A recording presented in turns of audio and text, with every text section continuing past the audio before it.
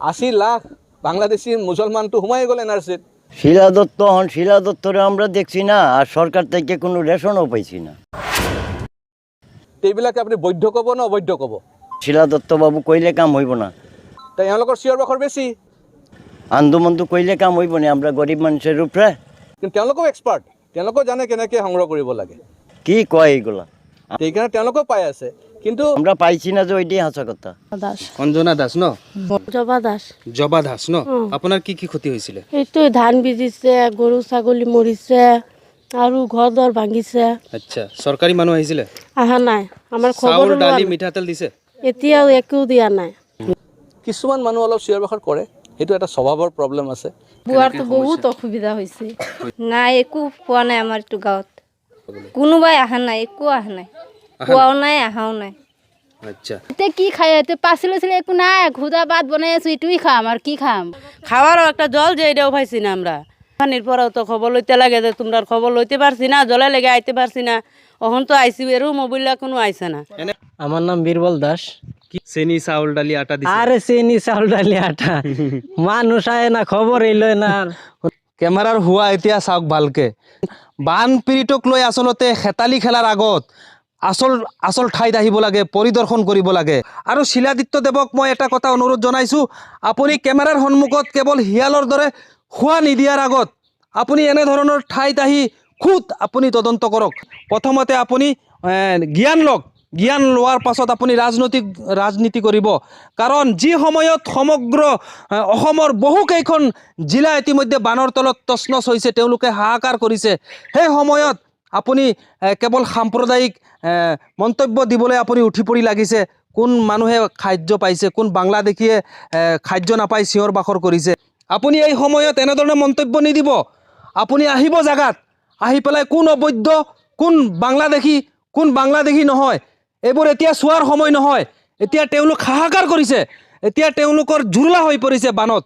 আপুনি এনেধৰণৰ মন্তব্য কেমেৰাৰ সন্মুখত দিয়াৰ আগত আপুনি আহিব, ঠাইত পৰিদৰ্শন কৰিব, তাৰ পাছত আপুনি শিয়ালৰ দৰে হোৱা দিয়ে নে কি দিয়ে সেইটো আপোনাৰ ব্যক্তিগত কথা। চাউল দিছে, আমরা কিচ্ছু পাইছি না, সরকারের জিনিস কিচ্ছুই নেই, একো দিয়া নাই।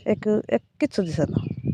বান কমি যোৱাৰ পাছত আহিছে নি খবৰ ল'বলৈ? কি আইসেই না, খবর ইলিছে নাঙ্গর।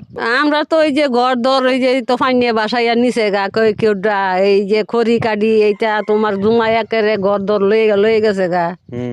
ওখানে আর কি কইতাম, এই যে টং বানাই আমরা ওই টঙ্গের মধ্যে রয়েছি। চাউল দালি কিছু মিঠাতেল না না সব না দিছিলে? না কিছু হয়েছি না। কিয় শিলাদিত্য কৈ আছে দিছে? না শিলা দত্ত দিছে না। মোৰ লগত আছে এই গাঁৱৰ ৰাইজে পাতি দিছে। তেখেত হ'ল গাঁওবুঢ়া, চৰকাৰী গাঁওবুঢ়া নহয়, তেখেত আচলতে এগৰাকী গাঁওবুঢ়া। তেখেতৰ নাম নগেন দাস, নহয় জানো?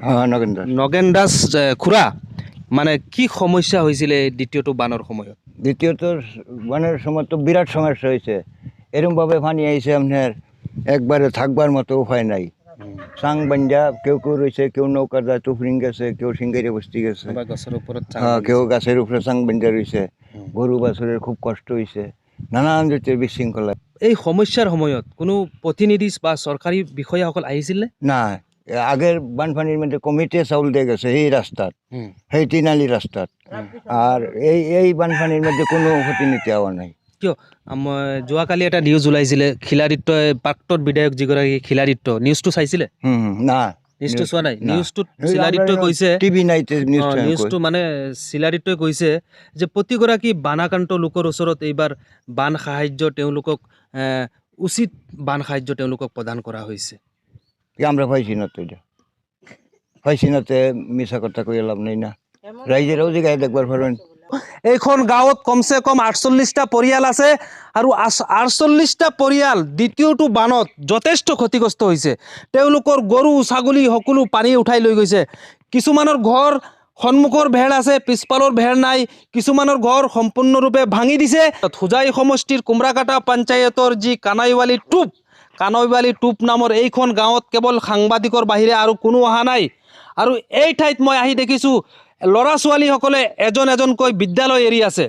কাৰণ ল'ৰা ছোৱালীসকলে ৰাস্তা নাই, মানে 7 কিলোমিটাৰ দূৰত যাব লাগে, কাৰ্বি আংলং ডিষ্ট্ৰিক্টৰ টুফ্ৰিঙত যাব লাগে, তাত পঢ়া শুনা কৰিব লাগে, যাৰ বাবে এই ঠাই অতি পিছপৰা, শিক্ষাৰ ক্ষেত্ৰত যথেষ্ট পিছুৱাই গৈছে এই অঞ্চলৰ গাঁৱৰ ৰাইজ। আৰু এই অঞ্চলৰ গাঁৱৰ ৰাইজসকল অতি সহজ সৰল, তেওঁলোকৰ অধিকাৰ কেনেকৈ কাঢ়ি আনিব লাগে তেওঁলোকে নাজানে। আচলতে কাঢ়ি আনিব কেনেকৈ, কাৰ ওচৰত ক'ব? কেৱল নিৰ্বাচনৰ সময়ত কেইটামান নেতা পালি নেতা আহে, নিৰ্বাচন গুচি যায় আৰু পৰিয়ালসকলৰ খবৰ নলয়।